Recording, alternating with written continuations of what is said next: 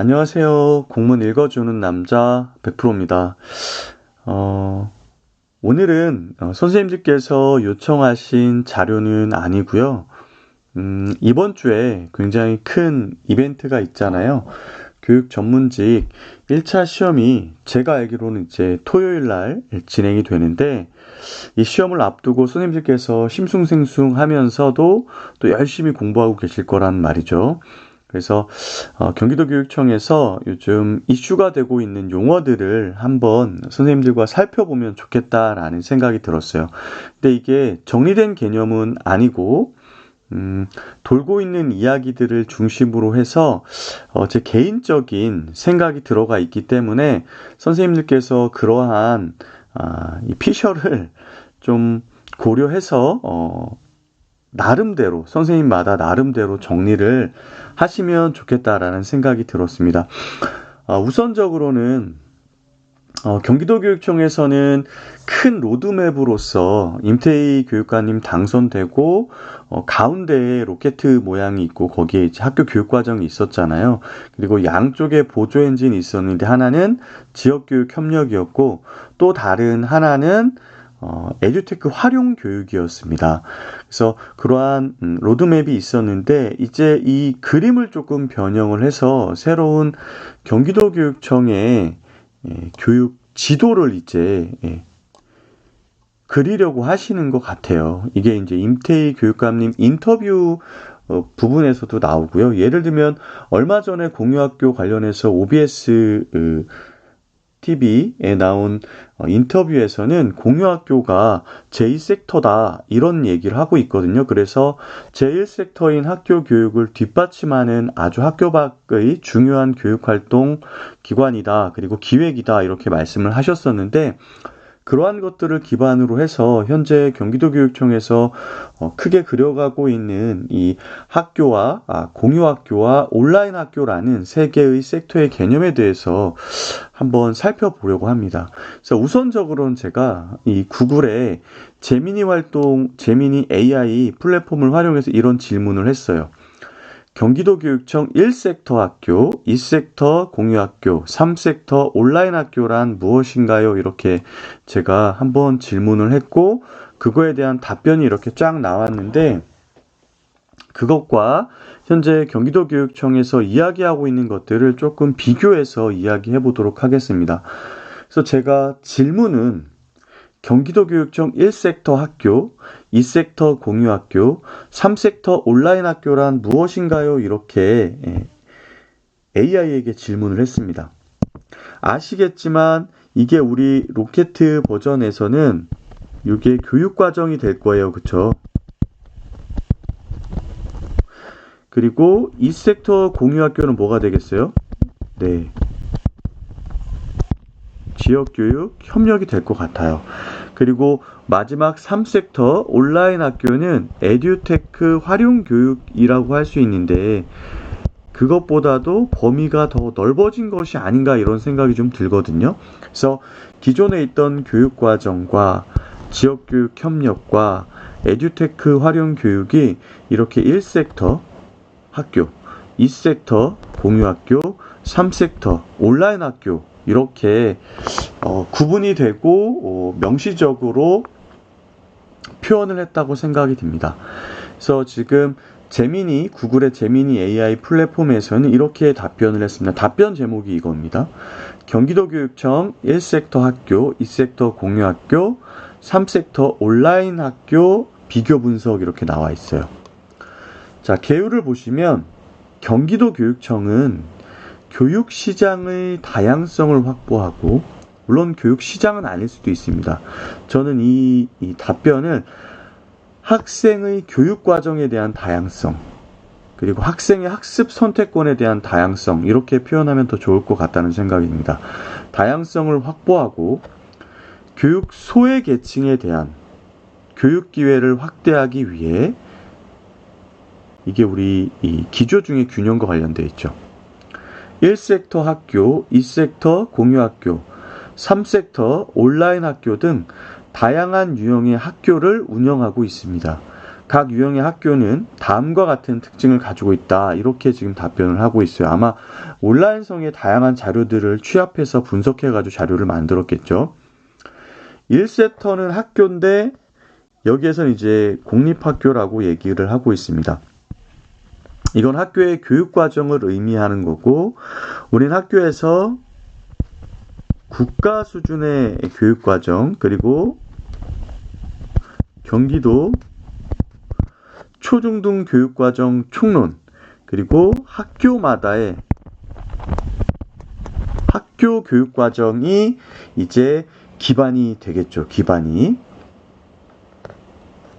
그래서 요거는 우리 세계 기조 중에 학교 교육과정이 나왔기 때문에 자율에 해당이 된다고 볼 수 있을 것 같고요.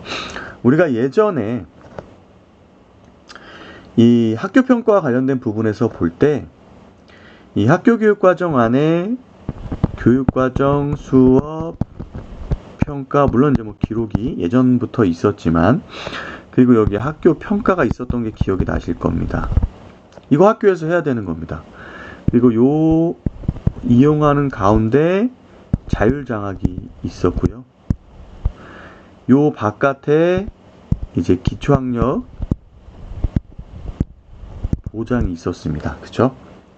그래서 학교 평가가 요 과정을 거쳐서 완료해서 다시 학교 교육과정으로 돌아나가는 이런 그림을 저희가 교육과정 정책과 자료를 공부하면서 함께 했던 거 기억나실 겁니다. 이게 1섹터입니다. 공교육. 그래서 여기에 특징을 보면 국가가 설립해서 운영을 한다. 1섹터는. 그리고 무료 교육을 제공하고 있고요. 고등학교까지 사실상 의무 교육이라고 지금 볼 수 있잖아요. 그죠? 그다음에 의무 교육기관을 포함하는 게 특징입니다.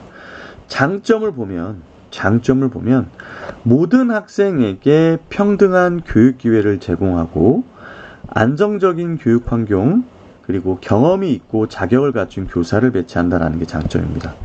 그럼 1섹터의 단점은 뭐냐? 획일적인 교육 방식.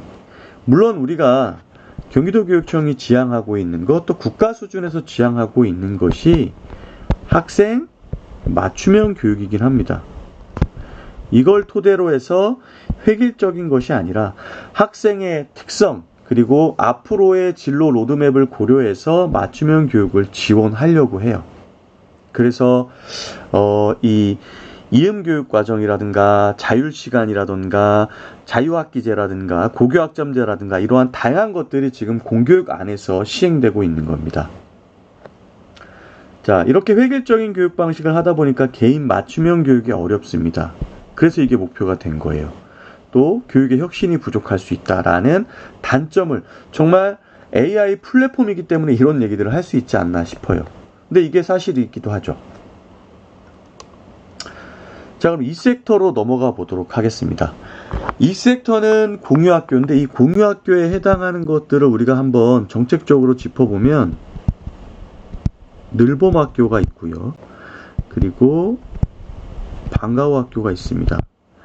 그리고 지금 공유학교가 운영되고 있어요. 이 공유학교는 사실상 누구랑 대결한다고 했습니까? 사교육과 대결을 하고 있는 겁니다. 이런 모든 것들을 포함해서 지금 사교육과 전쟁을 벌이고 있는 거예요. 경기도교육청은. 자, 그럼 제2섹터인 공유학교에서는 특징이 뭐냐? 공립학교와 민간교육기관의 협력을 통해서 운영이 된다라는 거. 정부가 지원해서 지금 초등학교 1학년 같은 경우는 전면 시행을 하고 있죠. 그리고 이제 순차적으로 그 학년을 늘려가고 있잖아요. 또 올해 초등학교 1학년 같은 경우는 매일 2시간씩 특별한 방과 후 수업이 자동적으로 적용되고 있습니다. 정부의 지원을 통해서. 그래서 지금 이 AI 플랫폼인 잼미니에서는 학비 부담이라는 것이 나왔는데, 이것은 이 공유학교의 개념을 이 민간에서 운영하는 모든 것들을 포함한다고 보고 있기 때문에 이런 용어가 쓰였고요. 실제적으로 공유학교는 학생들의 비용이 들지 않습니다. 다만 이룸학교 수준에서만, 이룸대학 부분에서 재료비 정도의 비용이 들 뿐이죠. 그래서 이 경기도교육청에서는 이 2섹터인 공유학교 프로그램인 늘봄, 방과후학교 그리고 공유학교 프로그램을 통해서 결과적으로는 학생들의 교육과정을 어떻게 한다? 다양화한다. 학습 선택권을 확대한다. 결과적으로 맞춤형 교육을 시행하기 위해 지향하고 있다는 거죠. 그래서 이러한 특징이 있기 때문에 다양한 프로그램을 제공할 수 있고요. 또 자율적이고 학교에서 하기 어려운 전문적인 수업도 가능합니다. 다만 제가 기존에 공유학교와 관련된 이야기를 했을 때 여기에서 학생의 성장 단계에 맞는 맞춤형 교육이 어느 정도 가능할 것이냐. 똑같은 수업을 1기, 2기, 3기, 4기 반복을 한다면 이 사교육과 대항하기에는 좀 어려움이 있잖아요. 그래서 이걸 경기도교육청에서 이 공유학교 프로그램에 어떻게 접목해서 학생의 성장 단계와 맞게 기초, 기본, 심화, 그리고 전문가 과정까지 연계해서 할 수 있을 것인가가 고민이 되어야 된다 그랬죠. 자, 그럼 AI 플랫폼이 이제 분석해본 장점은 뭐냐면 공립학교의 안정성, 그리고 공공기관의 안정성이라도 할 수 있겠죠. 또 민간의 우수한 교육자원 간의 창의적인 결합을 통해서 시너지 효과를 낼 수 있다는 거죠. 또 다양한, 굉장히 중요합니다. 이거는 다양한 교육 프로그램 및 맞춤형 교육을 제공할 수 있다. 아까 얘기했지만 이 부분 있잖아요. 이 부분 맞춤형 교육이 어렵다고 했는데 공교육에서 이거를 얘가 해소를 해준다는 거죠. 또 교육 혁신의 가능성이 높다. 단점으로는 학비 부담을 이야기하고 있는데 이거 정부와 경기도교육청에서 지원을 하고 있다. 따라서 해소가 될 수 있는 거고요. 교육격차 우려, 이거는 우리가 한번 생각을 해봐야 됩니다. 학교별 또 지역 간에도 이 공유학교의 격차가 분명히 있습니다. 왜냐하면 지역별로 우수한 인력풀이 있느냐, 또 교육기관이 있느냐, 이런 문제가 분명 발생하게 될 거거든요. 그래서 경기도교육청에서는 각 지역별 뭘 만든다고 했어요? 교육자원 지도를 만들고요. 이 교육자원 지도를 전부 연결한다 그랬죠. 이거에 대한 네트워크. 그리고 온라인 연결. 여기서 이게 중요합니다. 온라인으로 어떻게 연결할 거냐. 학생이 단순하게 클릭해서 멀지만 내가 찾아가서 교육을 받을 수 있게 할 거냐. 그게 끝은 아니라는 거죠. 바로 3섹터인 온라인 학교와 이제 이게 연결이 되어야 될 것 같아요. 자, 그 다음에 단점 세 번째는 운영 및 관리의 복잡성인데요.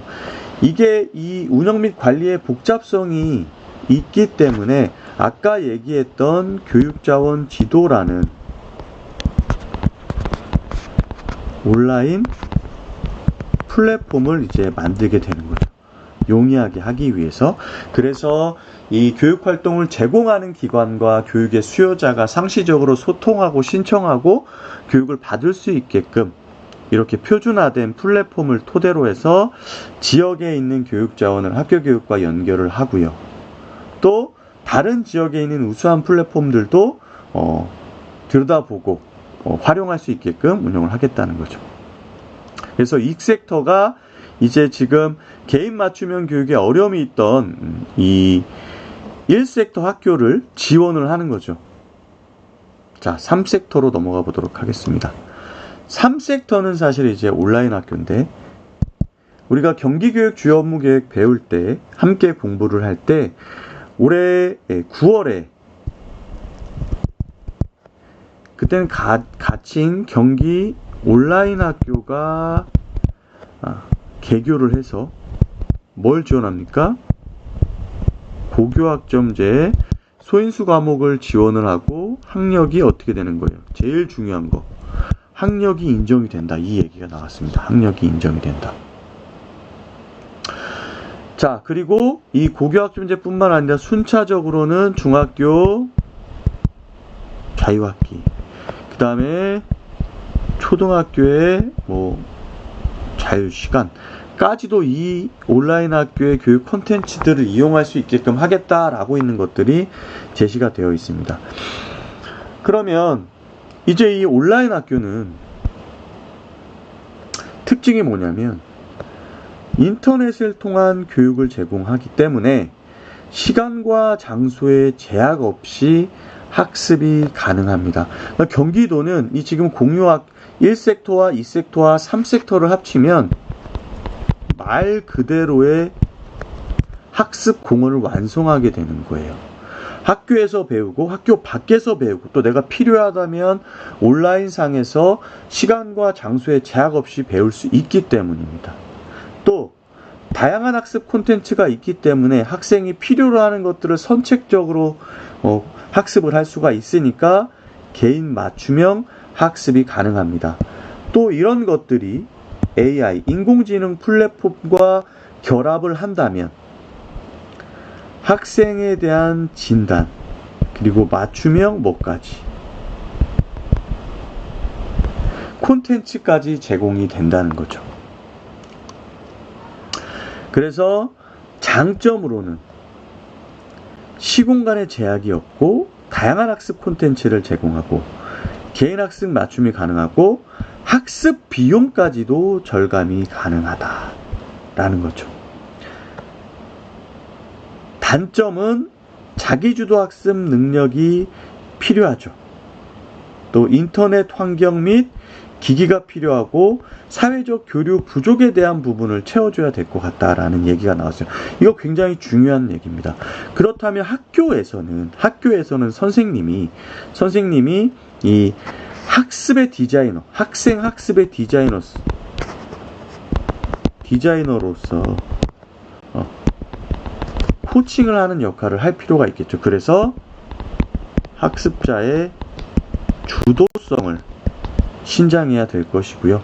이미 인터넷 환경 및 기기 같은 경우는 학교 현장은 확보가 됐어요. 근데 임태희 교육감님이 뭐라고 하셨어요?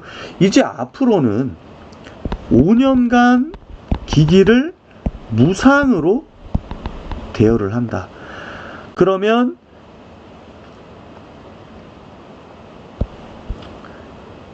우리가 초등학교 6년, 그 다음에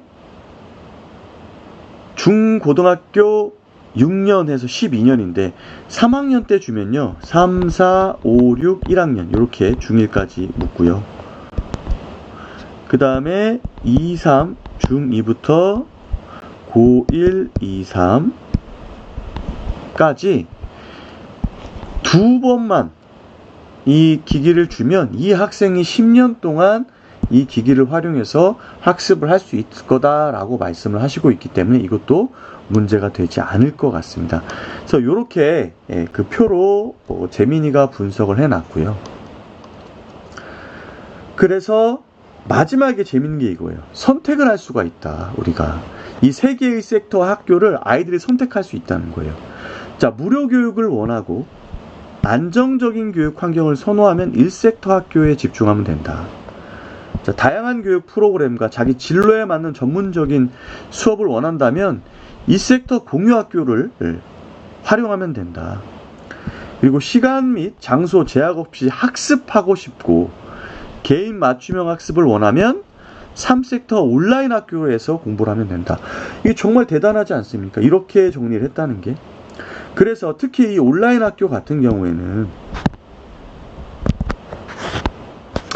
지금 경기도에도 다문화 학생들이 많이 늘고 있거든요. 다문화 학생을 위한 맞춤형 콘텐츠, 그리고 학교를 벗어난 학교방 학생, 또 학력이 인정이 안 되는 대안학교. 왜냐하면 이 온라인 학교는 관건이 뭐예요? 학력 인정입니다. 학력이 인정이 되기 때문에 대안학교 학생들도 이걸 통해서 학력을 인정받을 수가 있단 말이죠. 이외에 해외 거주하는 학생이라든가 이런 사람들이 외국에서 수업을 하면서도 한국에 있는 학력을 인정받을 수 있을 수도 있다는 거죠. 그래서 이러한 형태로 1섹터, 2섹터, 3섹터가 구분이 된 거죠. 우리가 그림을 그려보면 학교가 1섹터입니다. 그죠? 그 다음에 2섹터가 온라인 학교고요. 3섹터가 죄송합니다. 온라인 학교가 아니죠. 이게 우리가 공부할 때는 지금 공유 학교로 했습니다. 그리고 3섹터가 온라인 학교예요. 그럼 얘가 이제 이렇게 되겠죠. 그럼 이 학교와 공유 학교와 온라인 학교를 연결해 줄 수 있는 이 부분에는 도대체 뭐가 들어가야 되느냐. 자, 기억나시겠죠? 맞춰보시죠. 바로 하이러닝이라는 AI 기반 학습 플랫폼이 여기 들어가야 될 겁니다.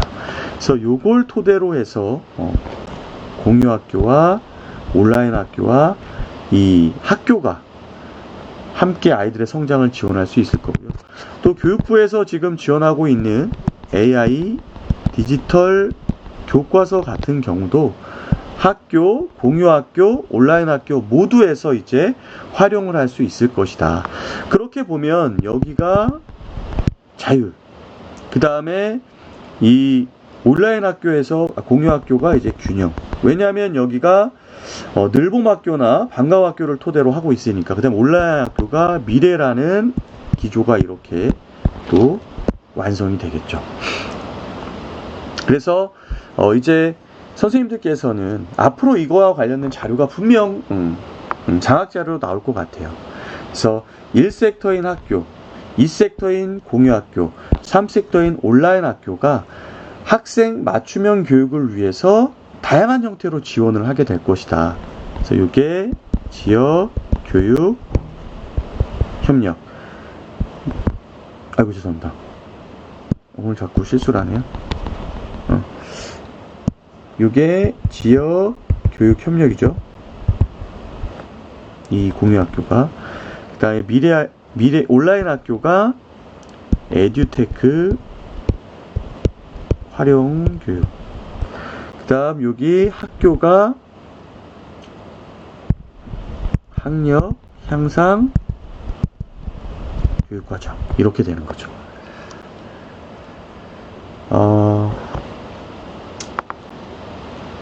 시작 부분에도 말씀을 드렸지만 지금 함께 살펴본 것은 잼민이라는 구글 AI 플랫폼을 토대로 경기도교육청에서 추구하고 있는 교육 지도인 1섹터 학교, 2섹터 공유 학교, 3섹터 온라인 학교란 무엇인가라는 질문에 대한 분석 자료를 토대로 선생님들과 이야기를 나눴습니다. 그래서 이게 경기도교육청의 지향이고 그리고 목표고 정책이다라고 말씀을 드릴 수는 없다라고 분명 이 도입 부분에 말씀을 드렸어요. 선생님들께서는 제가 이렇게 정리한 자료를 기반으로 해서 이제 특히 이제 바로 이번 주에 시험을 보시기 때문에 나름대로 이런 1섹터인 이 교육과정, 학력상상 교육과정을 담당하는 학교, 그리고 늘봄, 방과후, 그리고 이제 거점형이든 아니면 민간기관형이든 공유학교를 통한 지역교육 협력, 또 에듀테크 활용교육을 기반으로 하는 이 온라인 학교, 이러한 섹터들, 세 개의 섹터가 모여서 학생의 맞춤형 교육을 구성하고 이 학생들이 어떻게 미래 인재로 성장해 나갈 것인가를 지원할 수 있는가에 대해서 개인적인 그런 의견들을 충분히 고민해 보시고 1차, 2차에 응시를 하시면 좋겠다는 생각이 듭니다. 명확한 자료가 있었다면 더 좋았겠지만 이렇게 또 새로운 질문을 가지고